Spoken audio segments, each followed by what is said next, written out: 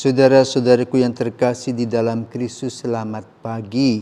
Salam jumpa lagi dalam Sabda Siap Saji Sabtu 17 Mei 2025, hari biasa pekan keempat Paskah.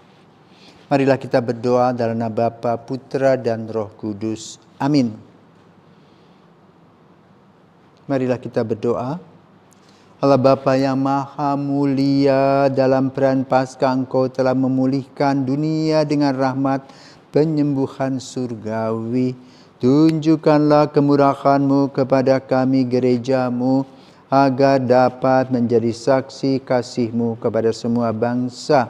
Dengan pengantaran Yesus Kristus Putra-Mu Tuhan kami, yang bersama dengan Dikau dalam persatuan Roh Kudus, hidup dan berkuasa Allah sepanjang segala masa.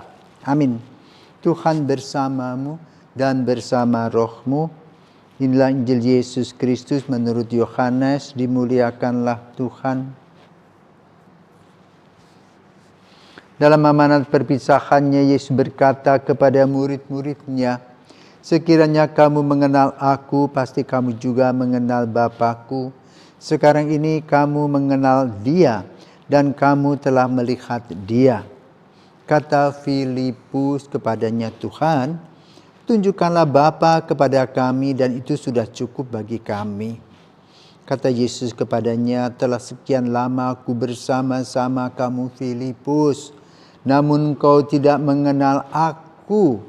Barang siapa telah melihat aku, ia telah melihat Bapa. Bagaimana engkau berkata, 'Tunjukkanlah Bapa kepada kami'? Tidak percayakah engkau bahwa aku di dalam Bapa dan Bapa di dalam aku? Apa yang aku katakan kepadamu, tidak aku katakan dari diriku sendiri, tetapi Bapa yang diam di dalam aku, Dialah yang melakukan pekerjaannya. Percayalah kepadaku bahwa aku di dalam Bapa dan Bapa di dalam aku, atau setidak-tidaknya percayalah karena pekerjaan-pekerjaan itu sendiri.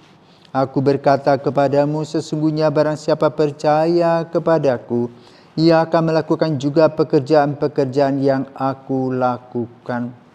Bahkan pekerjaan-pekerjaan yang lebih besar daripada itu.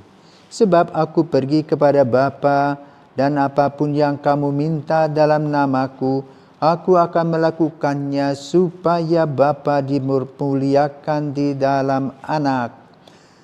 Jikalau kamu meminta sesuatu kepadaku dalam namaku, aku akan melakukannya."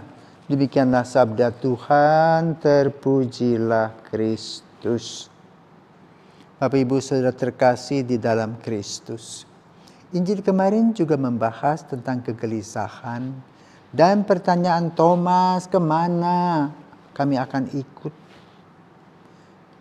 Kami tidak tahu. Sekarang Filipus, topiknya sama.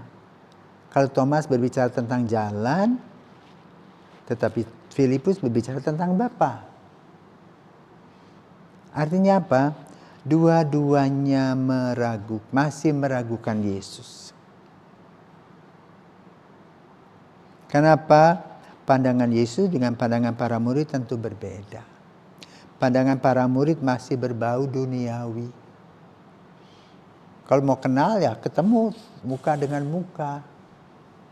Tetapi yang Yesus sampaikan kepada kita adalah bahan renungan Tritunggal Maha Kudus. Di mana satu Allah, tiga diri, yang waktu itu belum difahami oleh para murid karena Yesus belum disalibkan dan belum bangkit. Nanti setelah kebangkitan Yesus, barulah otak mereka terbuka. Oh, maksudnya Yesus itu begini, oh maksudnya begitu. Karena itu kita pun sama diterangkan, kadang-kadang kita tidak paham. Kenapa? Kita menutup hati kita, tidak terbuka.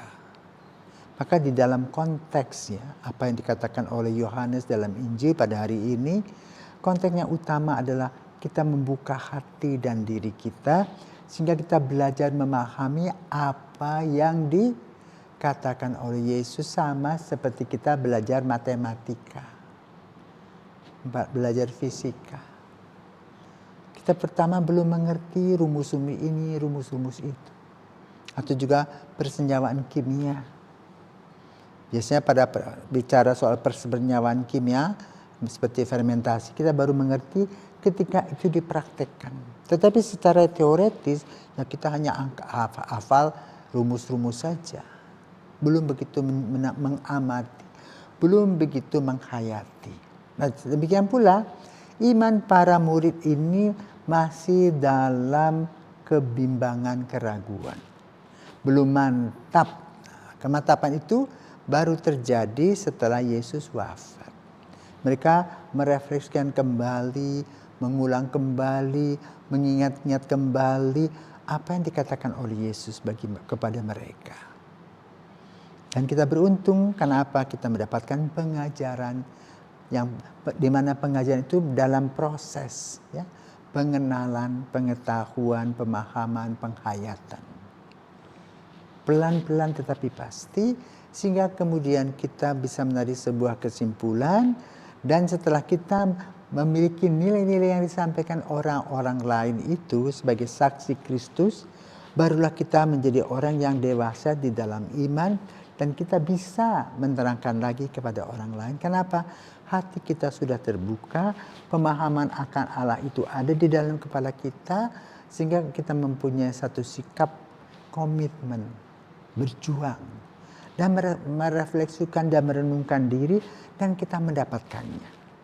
Ini yang disampaikan Injil pada hari ini. Karena itu Yesus menegur Filipus, Filipus, sudah berapa lama kamu bersama dengan aku, tapi kok kamu gak ngerti-ngerti. Kenapa? Hatimu masih tertutup.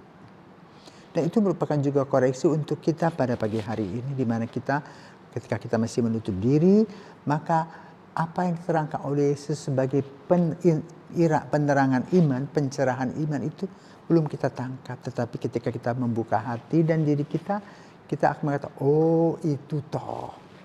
Itulah yang harus kita lewati.